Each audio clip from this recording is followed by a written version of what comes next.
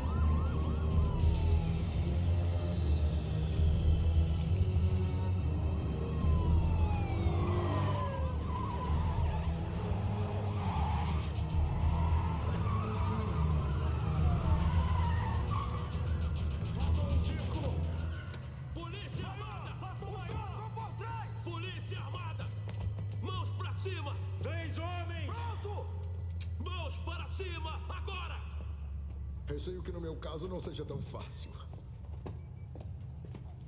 Ah, bom dia. Isso é porque eu fumei maconha quando era jovem? A polícia francesa diz que transporta fugitivos.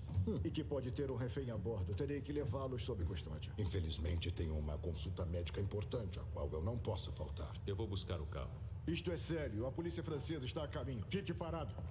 Inspetor, não posso perder tempo com seus joguinhos. Estou atrasado e vou embora. Se é tão importante para o senhor nos parar, então vai ter que atirar em nós. Começando com ele.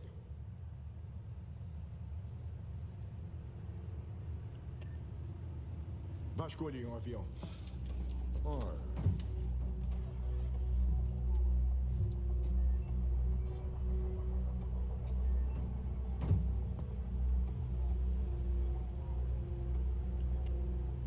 Posso passar por cima deles.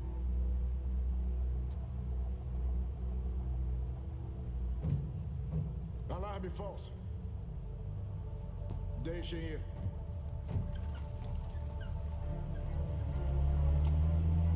Não se pode confiar nos franceses.